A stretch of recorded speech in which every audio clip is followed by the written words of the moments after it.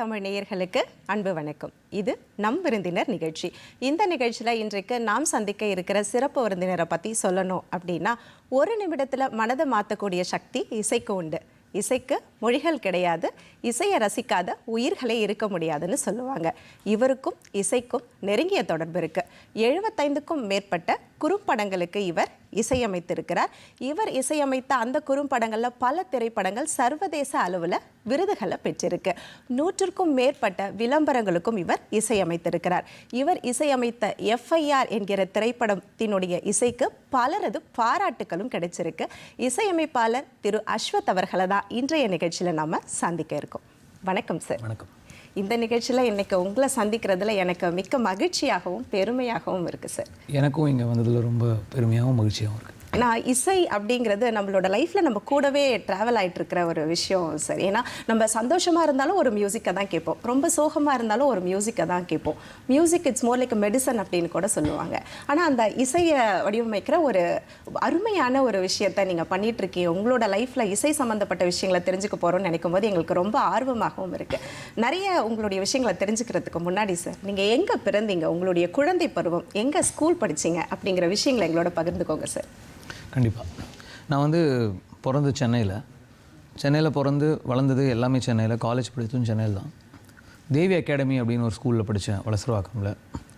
முதல்ல இருந்தே அங்கே 10வது வரைக்கும் அங்கே படித்தேன். 11th and 12th வந்து ஜவஹர் வித்யாலயா அப்படின்னு ஒரு ஸ்கூலில் படித்தேன், அசோக் நகரில். இந்த 2 ஸ்கூலில் தான் மெஜாரிட்டியாக என்னோடய. அதுக்கப்புறம் நடுவிலலாம் மாறினதில்லை. காலேஜ் வந்து அண்ணா யூனிவர்சிட்டியில் படித்தேன், இங்கே CEGயில் கிண்டியில். ஓகே. ஸோ குழந்தை பருவம் வந்து ஃபுல்லாக சென்னையில் தான் இருந்திருக்கேன், பெருசாக எங்கேயும் மாறினதில்லை. 11th 12th ஜவஹர் வித்யாலயாவில் படிக்கும்பொழுது எனக்கு கல்ச்சுரல்ஸில், இந்த இசையில், இதில் வந்து ரொம்ப ஆர்வம் இருந்தது. ஓகே. அது 8th ஸ்டாண்டர்ட்லேருந்து ஸ்டார்ட் பண்ணேன்.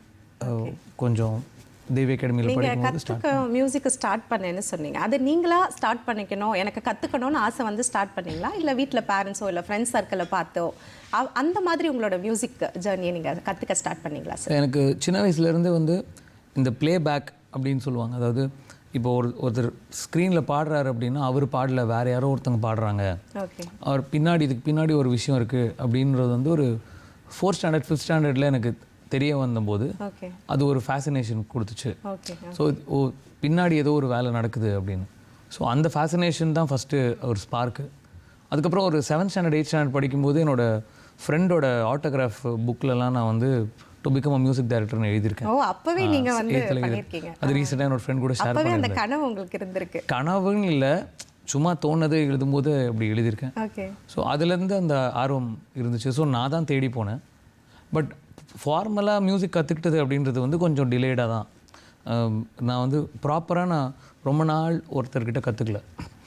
கொஞ்சம் டைம் கொஞ்சம் பேர்கிட்ட கற்றுக்கிட்டேன். ஸோ அந்த மாதிரி தான் என்னோட ஜேர்னி இருந்தது. ஃபார்முலா ரொம்ப நாள் வந்து கற்றுக்கல. உங்களுடைய குடும்பம், உங்களுடைய பெற்றோர்கள், அவங்கள பற்றி? என்னோட பெற்றோர்கள் வந்து என்னோட சின்ன வயசுலேருந்து ரொம்ப சப்போர்ட்டிவ். அம்மா வந்து ரேவதி அப்படின்னு அவங்க பேர். அவங்க இந்தியன் பேங்க்கில் ரிட்டையர்ட் இப்போது. அப்பா வந்து நாகநாதன் அப்படின்னு, அவர் வந்து ஏர்ஃபோர்ஸில் இருந்தாங்க. அப்புறம் ரிட்டையர் ஆகிட்டு அவங்க ஒரு ப்ரைவேட்டாக ஒரு கம்பெனியில் ஒர்க் பண்ணியிருந்தாங்க. ஸோ அவங்க சின்ன வயசுலேருந்தே எனக்கு சப்போர்ட், எனக்கு என்ன பிடிக்குமோ அதில் அது அந்த இன்ட்ரெஸ்ட் என்னை பர்சியூ பண்ண விடுவாங்க. நான் ஒரே பையன், அதனால் ஒன்றும் என்ன கம்ப்ளைண்ட் பண்ணுறதுக்கு ஒன்றும் இல்லை. நான் மியூசிக் பண்ணணுன்னா கீபோர்டு அதெல்லாம் வாங்கி கொடுத்துருந்தாங்க. சின்ன வயசுலேன்ட்டு ஒரு பெரிய என்னோட காலனியிலே பெரிய மியூசிக் சிஸ்டம் என்கிட்ட தான் இருக்கும். ஸோ அந்த மாதிரி அந்த நிறைய கேசட்டுக்கு அவங்களுடைய சப்போர்ட் அதிகமாக. கண்டிப்பாக கேசட்ஸ் எல்லாம் நிறைய வாங்குவோம் சின்ன வயசில். நிறைய பாடல்கள் என்னை கேட்க வச்சுருக்காங்க. ஸோ அதெல்லாம் வந்து அவங்களோட பார்ட். Okay sir. அப்போ நீங்கள் சொன்னீங்க, நான் வந்து ஸ்கூல் படிக்கும் போதே என்னோட ஃப்ரெண்டோட நோட் புக்கிலலாம் நான் வந்து மியூசிக் டைரக்டர்னு சைன் பண்ணியிருக்கேன் அப்படின்னு. படிக்கிற காலங்களில் நீங்கள் எப்படி சார், ரொம்ப ஸ்டூடியஸான ஒரு பர்சனா இல்லை ஒரு சுட்டித்தனமாக இருப்பாங்க அந்த மாதிரியான ஒரு? இல்லை, ஓரளவுக்கு ஸ்டூடியஸ். ஓகே. ஸோ அதனால வந்து என்னால் கிளியர் கட்டாக மியூசிக்குன்ற ஒரு விஷயம் எடுக்க முடியல. ஏன்னா அப்போ வந்து மியூசிக் வந்து சைடில் தான் இருந்துச்சு. ஸோ ஓரளவுக்கு ஸ்டூடியஸாக இருந்ததுனால நான் கொஞ்சம் ட்ரை பண்ணது வந்து இந்த மாதிரி IIT ட்ரை பண்ணோம்.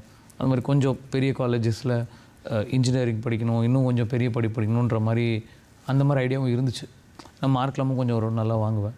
அதுக்கப்புறம் கொஞ்சம் இந்த 11th 12th வந்த பிறகு தான் எனக்கு அதில் கொஞ்சம் ஆர்வம் கம்மியாகி கல்ச்சுரல்ஸில் கொஞ்சம் ஆர்வம் ஜாஸ்தி ஆயிடுச்சு. ஓகே, இப்போ நீங்கள் சொன்னீங்க ஒரு என்ஜினியரிங்கை முடிச்சுட்டு அதுக்கப்புறம் நான் வந்து அப்போ படிக்கும்போது கூட எனக்கு மியூசிக்கில் இன்ட்ரெஸ்ட். நீங்கள் வந்து இந்த துறைக்குள்ளே எப்போ வந்தீங்க, எப்படி வந்தீங்க சார்? மியூசிக் அப்படிங்கிற இண்டஸ்ட்ரிக்குள்ளே நீங்கள் எப்போ வந்தீங்க? மியூசிக்கில் எனக்கு ஆர்வம் இருந்தது. நான் ஒரு லிசனராக மியூசிக் கேட்டிருக்கேன், நல்ல பாடல்கள் கேட்டிருக்கேன். என்னோடய மாமாவோட பங்கு ரொம்ப முக்கியம் அதில். அவர் வந்து எனக்கு தெரிஞ்சு இளையராஜா சார்கிட்ட இல்லாத கலெக்ஷன் கூட அவர்கிட்ட இருக்கும். அந்த மாதிரி ஒரு இளையராஜாவோட ஃபேனு. ஸோ அவர்கிட்ட இருக்கிற கலெக்ஷன்லாம் நான் ரொம்ப சின்ன வயசுலேருந்து கேட்டிருக்கேன். ஸோ அதுலலாம் அந்த ஆர்வம் இருந்தது. நான் வந்து 10th 12th வரைக்குமே ஒரு ஆர்வம் தான் சொல்ல முடியும். நீங்கள் சொன்னீங்கல்ல மாமா வந்து இளையராஜா சார் கிட்ட இல்லாத அவருடைய பாடல்கள் கூட இவர்கிட்ட இருக்கும்னு சொன்னீங்க. அவர் ஒரு இசை இல்லை அவரும் ஆர்வலர் தான். இசை மேலே ஒரு ஆர்வம் தான். ஸோ அதனால் இது மட்டும்தான் எனக்கு மோட்டிவேஷன். அதை தவிர நான் கற்றுக்கிட்டது கூட, நான் கொஞ்ச நாள் ஒரு இடத்துக்கு போனேன், அந்த மாஸ்டர் வந்து வேறு ஊருக்கு போயிடுவார். இன்னொரு கிளாஸில் போய் சேர்ந்து அந்த கிளாஸ் வந்து மூடிட்டாங்க. ஸோ அந்த மாதிரி எனக்கு இருந்துச்சு, கண்டினியூஸாக கற்றுக்க முடியல. ஸோ இசைக்குள்ளே ஃபுல்லாக வந்தது அப்படின்றது எனக்கு வந்து கரெக்டாக டிஃபைன் பண்ண முடியும். ஏன்னா காலேஜ் படிக்கும்போது கூட நான் பேண்டில் வாசிச்சுட்டு இருந்தேன். என்னோடய சீனியர்ஸ் கூட பேண்டில் வாசிச்சுட்டு இருந்தேன், கல்ச்சுரல் இதெல்லாம் போய் வாசிச்சுட்டு இருந்தேன். காலேஜ் படிச்சுட்டு இந்த மாதிரி ஒரு டெலிவிஷன் சேனலில் வேலை பார்த்தேன். இந்த பிசிஆர்லலாம் வேலை பார்த்தேன், டைரக்டராக வேலை பார்த்துருக்கேன். ஸோ அப்போ வேலை பார்க்கும்போது அந்த சேனலுக்கு கூட மியூசிக் பண்ணி கொடுத்துருக்கேன். ஸோ மியூசிக் வந்து எனக்கு பேரலாக தான் இருந்துச்சு. அண்ட் ஒரு டைமில் இந்த முதல் படம் வாய்ப்பு கிடைக்கும் பொழுது தான் நான் எல்லா வேலையும் விட்டுட்டு முழுசாக இசைக்குள்ளே வந்தேன். ஸோ அதனால் அது வரைக்கும் எனக்கு வந்து மியூசிக் வந்து ஒரு ஆர்வமாக இருந்தது 12th வரைக்கும். அப்போ கொஞ்சம் கொஞ்சமாக கற்றுக்கிட்டேன், நிறையா பேர்கிட்ட கற்றுக்கிட்டேன். ஒரு பீரியடில் காலேஜ்லாம் படிக்கும்பொழுது கொஞ்சம் குறும்படங்களுக்கெல்லாம் இசையமைக்க ஆரம்பித்தேன். அந்த மாதிரி இன்ஃபேக்ட் சொல்லப்போனால் தூர்தர்ஷனில் தான் என்னோடய பயணம் வந்து தொடங்கிடுச்சு. இங்கே வந்து ஒரு குறும்படங்கள் வச்சு ஒரு நிகழ்ச்சி பண்ணாங்க. நான் சொல்கிறது 15 வருஷம் முன்னாடி இருக்கும். ஒரு ஸ்டூடெண்ட்ஸோட ஷார்ட் ஃபிலிம் ஒன்று இங்கே ஒரு ஸ்டுடியோவில் ப்ளே பண்ணிவிட்டு அதுக்கு வந்து பாலுமேந்திரா சார் மாதிரி கெஸ்ட்டை கூப்பிட்டு அந்த படத்தை வந்து ரிவ்யூ பண்ண சொல்லுவாங்க. அப்போது வந்து அந்த மாதிரி ஒரு ஈவெண்ட்டுக்கு நான் ஆடியன்ஸாக வந்துட்டு இருந்தேன். நான் அண்ணா யூனிவர்சிட்டிலேருந்து நாங்கள் வந்திருந்தோம். அப்போது ஃபிலிம் இன்ஸ்டியூட் ஸ்டூடெண்ட்ஸும் வந்திருந்தாங்க. ஸோ அப்போது வரும்போது அங்கே ஏற்பட்ட பழக்கம், அவங்க கூட தான் நான் முதல் படம் பண்ணேன். ஸோ இந்த இடத்துல வேறு ஃப்ளோரில் அந்த இது நடந்துச்சு. ஸோ பாலுமேந்திரா சார் வந்து எங்கள் படங்களை பார்த்துட்டு அவர் ரிவ்யூ பண்ணுற அந்த அனுபவம் வந்து இங்கே நடந்திருக்கு. அதெல்லாம் காலேஜில் நடக்கும்போது கூட அப்போ கூட எனக்கு மியூசிக்கில் ஒரு இன்ட்ரெஸ்ட் தான். அதுக்கப்புறம் வேலைக்கு போயிட்டு ஒரு டைமில் நான் வேலையை விட்டுட்டு மியூசிக் ஃபுல் டைம் எடுத்துக்கிட்டேன். இசையின்றி திசையொன்று ஏது, புவி இசையின்றி திசையொன்று ஏது, உயிர் நடமாடும் பிரபஞ்சத்தின் ஓங்காரமென்று கசியாத அலை ஓசை ஏது, கசியாத அலை ஓசை ஏது, திரை கடலாடும் திரை கடலாடும் அலை கொஞ்சி கவி பாடும் இங்கு,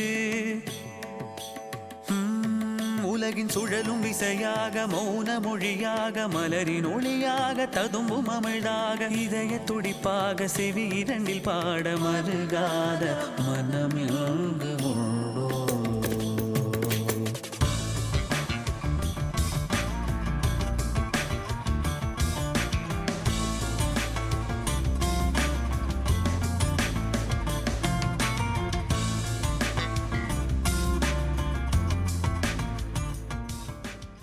எப்போவுமே முதல் அப்படிங்கிற விஷயம் வந்து எப்போவுமே நமக்கு ஞாபகத்தில் இருந்துகிட்டே இருக்கும் இல்லைங்க சார். நீங்கள் பண்ண அந்த முதல் படம் நலனும் நந்தினியும் அப்படிங்கிற படம், அந்த படத்துக்கான வாய்ப்பு உங்களுக்கு எப்படி வந்தது? அந்த படம் குறித்த உங்களுடைய அனுபவங்களை எங்களோட பகிர்ந்துக்கோங்க சார்.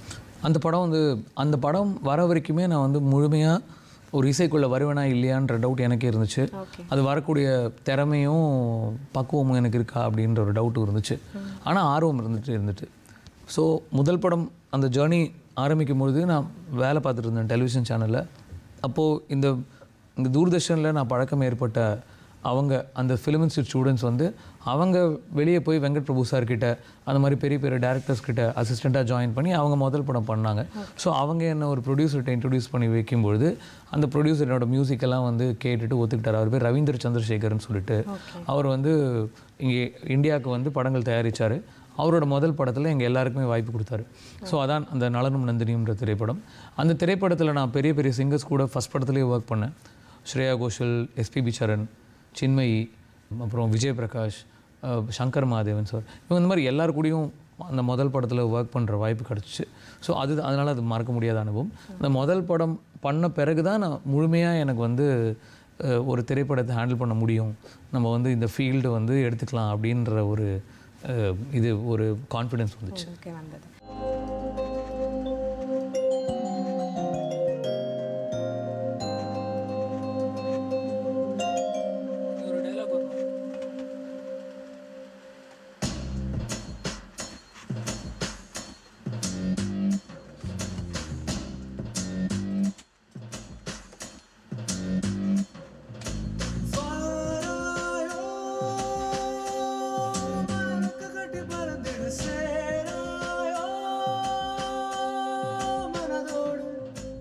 இசைப்புயல் ஏஆர் ரகுமான் சாரை வந்து ஒரு இன்டர்வியூ பண்ணியிருக்கீங்க அப்படின்னு நாங்கள் கேள்விப்பட்டோம் சார்.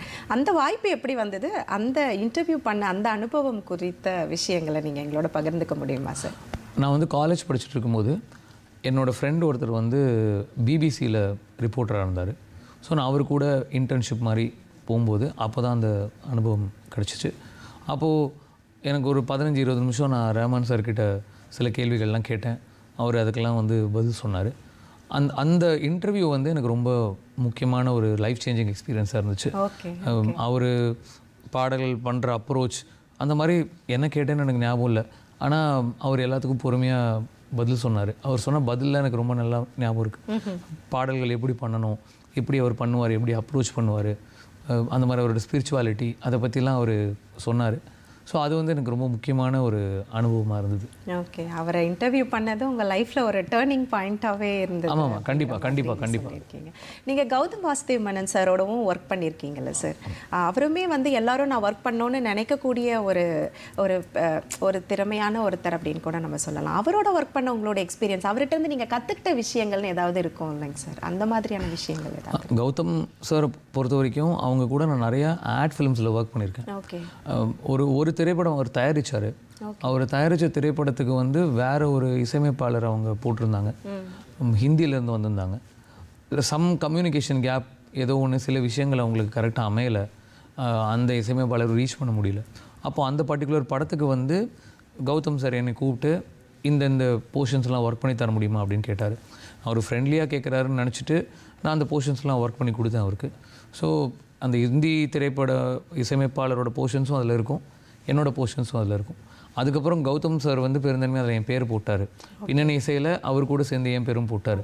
ஸோ அதுதான் அந்த அனுபவத்தில் வந்து அவர் கூட ஒர்க் பண்ணும்போது க்ரியேட்டிவாக நம்ம ஒரு என்ன மியூசிக் சொன்னாலும் என்ன கொடுத்தாலும் அவர் சொல்கிற இதுலேயே நம்மளுக்கு புரிஞ்சிடும். அதே மாதிரி இசையை ரொம்ப ரசிக்கக்கூடிய ஒரு ஆள், அது எல்லாருக்குமே தெரியும். ஸோ அந்த பயணம் வந்து ரொம்ப மறக்க முடியாத பயணம். அந்த ஆட் ஃபிலிம்ஸ்லாம் என்னோடய மியூசிக்கை வந்து அவர் ப்ளே பண்ணிவிட்டு அவர் அந்த ஆக்ஷன் கட்டெல்லாம் சொல்லும்பொழுது லவுட் ஸ்பீக்கரில் என்னோடய மியூசிக் ப்ளே ஆகிட்டு இருக்கும். அது வந்து ரொம்ப நல்ல எக்ஸ்பீரியன்ஸ். Okay sir. இப்போ நீங்கள் வந்து திரைப்படம் அப்படின்னும் போது அதோடைய டியூரேஷன் பார்த்திங்கன்னா அதிகமாக இருக்கும், ஆனால் விளம்பரம்னு பார்த்திங்கன்னா அதோட டியூரேஷன் கம்மி தான். ஆனால் இது ரெண்டுத்துக்கும் இசையமைக்கிற போது நீங்கள் ஏதாவது டிஃப்ரென்ஸ் ஃபீல் பண்ணியிருக்கீங்க? கண்டிப்பாக இருக்கும். நான் விளம்பரத்துக்கு சொன்ன மாதிரி ரொம்ப கம்மி டைம் இருக்கும். இதில் சிலதில் வந்து வாய்ஸ் ஓவர் பேஸ்டாக இருக்கும், ஏன்னா கடைசி வரைக்கும் பேசிகிட்டே இருப்பாங்க. அந்த மாதிரி விளம்பரங்கள்லாம் வந்து பின்னாடி மியூசிக் வந்து அது வந்து போகிறது கூட தெரியாது.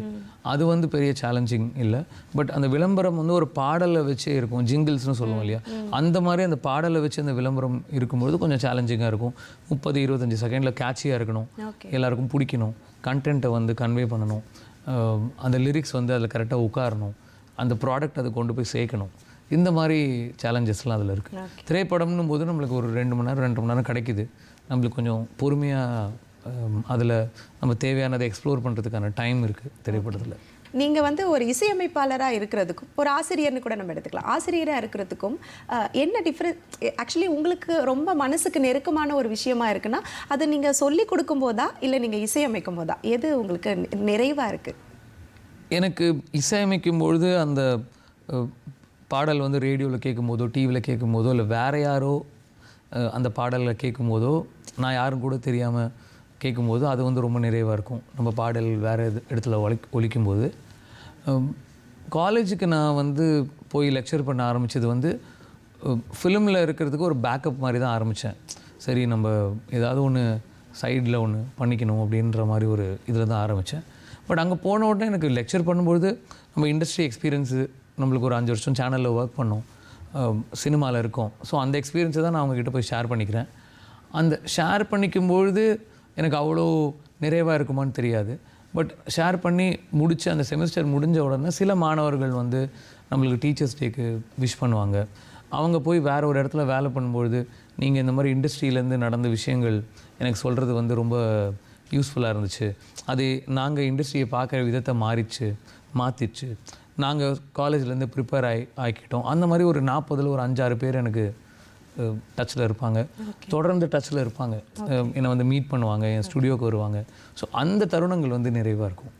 அந்த லெக்சர் பண்ணும்பொழுது எனக்கு அவ்வளோ பெருசாக சரி நம்ம போகிறோம் நம்ம போய் பண்ணுறோன்ற மாதிரி தான் இருக்கும். இந்த ஃபீட்பேக் வரும்போது நிறைவாக இருக்கும். ஓகே சார், நீங்கள் இசையமைத்த அந்த திரைப்படம் எஃப்ஐஆரில் வந்து சிம்பு சார் வந்து அந்த பாடல் வந்து பாடியிருக்காங்க இல்லையா, அந்த அனுபவம் குறித்து சொல்லுங்கள் சார். ஏன்னா அவரையுமே எல்லாருக்குமே பிடிக்கும், அவரே வந்து நம்மளுடைய பாடல் பாடுறாங்க அப்படின்னும் பொழுது அது ஒரு ஹாப்பியான ஒரு ஃபீலாக இருந்திருக்கும்ல சார். அந்த அனுபவம் குறித்து எங்களோட பகிர்ந்துக்கோங்க சார்.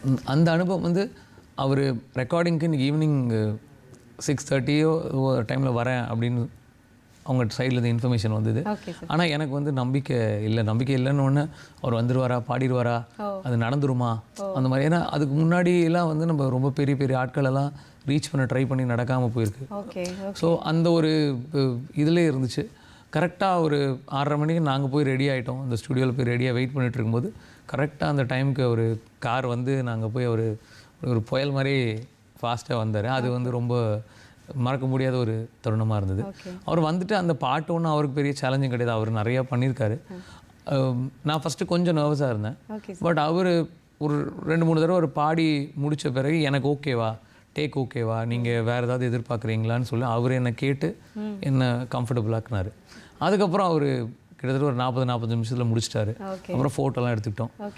அந்த ரெக்கார்டிங் செஷனில் நடந்த ஏதாவது சுவாரஸ்யமான விஷயங்கள், எனக்கு இது மறக்கவே முடியாதுப்பா அன்னைக்கு ரெக்கார்டிங்கில் அப்படிங்கிற மாதிரி ஏதாவது உங்களுக்கு ஞாபகம் இருக்குங்களா? இப்போ அதில் வந்து நான் துணிஞ்சவன்டா, என்னை புரிஞ்சவன் யார், என்னை தெரியுதா பார், அந்த மாதிரி சில லைன்லாம் இருக்கும்.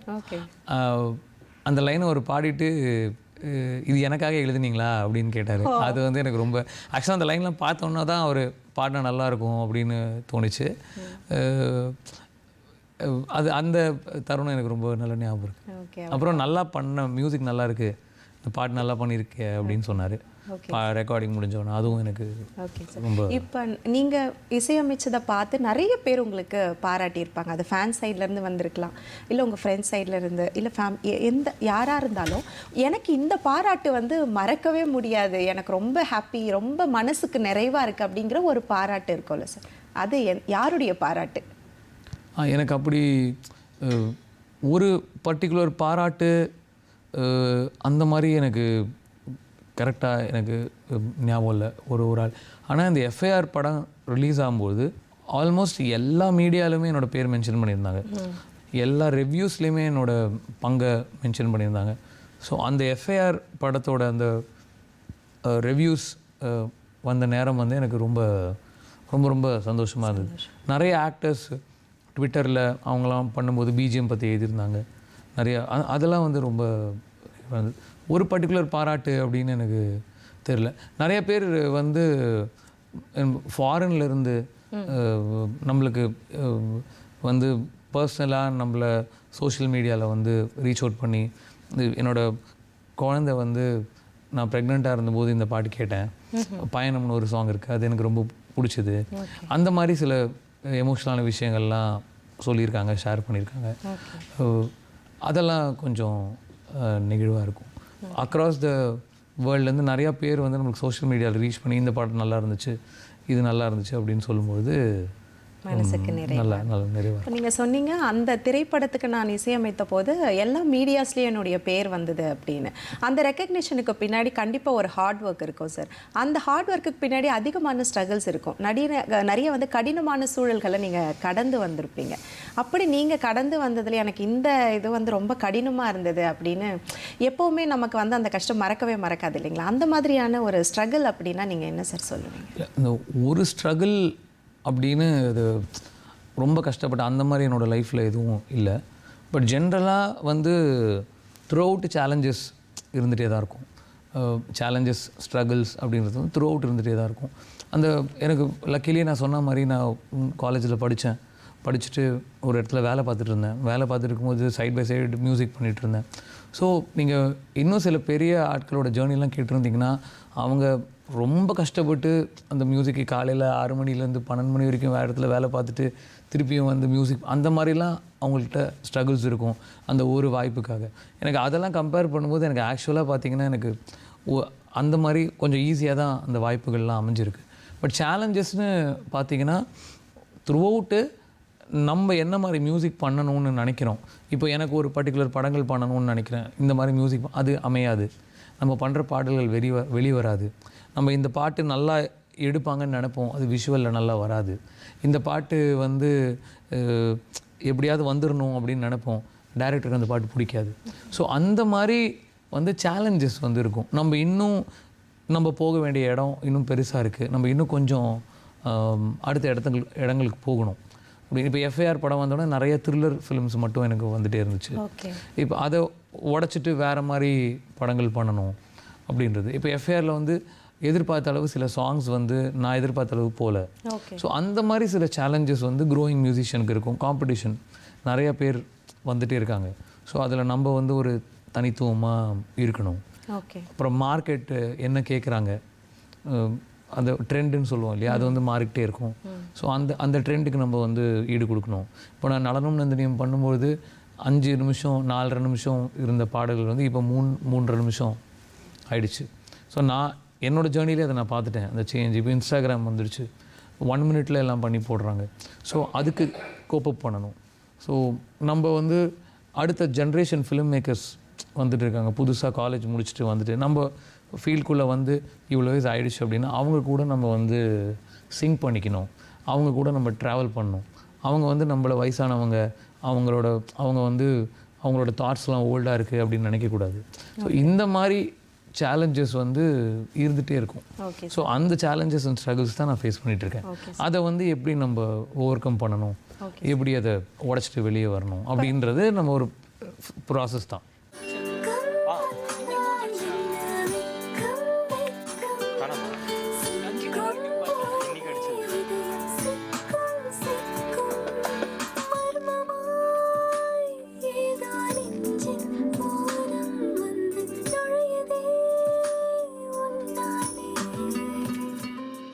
நீங்கள் இசையமைத்த பாடல்கள்லேயே உங்களுக்கு பர்சனல் ஃபேவரட் அப்படின்னா எந்த பாடல்?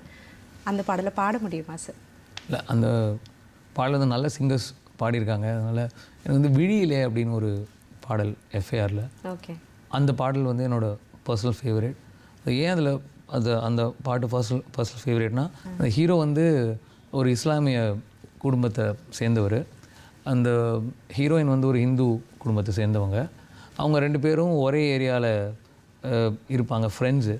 ஸோ அந்த சாங்கில் வந்து ஒரு இஸ்லாமிக் எலமெண்ட் இருக்கும், அப்புறம் ஒரு ஹிந்து எலமெண்ட் இருக்கும். அதுக்கப்புறம் அந்த பாட்டு வந்து வாழ்க்கையில் பாசிட்டிவாக இருக்கிறத பற்றி சொல்லும். வாழ்க்கை உன் கனவுகளுக்கு எல்லாம் இல்லை, கனவுகளை தேடி போங்க அப்படின்ற மாதிரி சொல்லும். அண்ட் ரொம்ப முக்கியமாக அந்த பாட்டு வந்து படம் ஆரம்பிக்கும்போது வரும். ரொம்ப நல்லா விஷுவலைஸும் பண்ணியிருந்தாங்க. அவங்க டைரக்டர் என்ன சொன்னாங்களோ அதை எடுத்திருந்தாங்க. ஸோ அதனால அந்த பாட்டு வந்து எனக்கு ரொம்ப நிறைவாக இருந்துச்சு. அந்த சாங் வந்து எனக்கு ரொம்ப பிடிச்ச சாங். சத்யபிரகாஷ் அப்படின்றவர் அந்த சாங்கை பாடியிருக்காரு. ஓகே சார், உங்களுடைய இசை பயணத்தில் நடந்திருக்கிற நிறைய சுவாரஸ்யமான விஷயங்கள், அதில் உங்களுக்கு கிடைச்ச வெற்றிகள், அதில் நீங்கள் சந்தித்த சவால்கள்னு நிறைய சுவாரஸ்யமான விஷயங்களை இன்றைக்கி எங்களோட பகிர்ந்துக்கிட்டதுக்கு மிக்க நன்றி சார். தேங்க்யூ. இந்த மாதிரி வளரும் கலைஞர்களை இந்த மாதிரி ஏற்கனவே நான் சொன்ன மாதிரி ஒரு 10-15 வருஷம் முன்னாடி என்னை இங்கே தூர்தர்ஷனில் ரொம்ப முக்கியமான விஷயம் நடந்திருக்கு. அந்த மாதிரி என்ன மாதிரி வளரும் கலைஞர்களுக்கு இந்த மாதிரி ஒரு ஆப்பர்ச்சுனிட்டி கொடுத்து எங்களோட ஜேர்னியை இங்கே பகிர்ந்துக்கிறதுக்கு ஒரு வாய்ப்பு கொடுத்த தூர்தர்ஷனுக்கும் கேள்வி கேட்ட உங்களுக்கும் என்னோட நன்றி. நன்றி சார். தேங்க்யூ.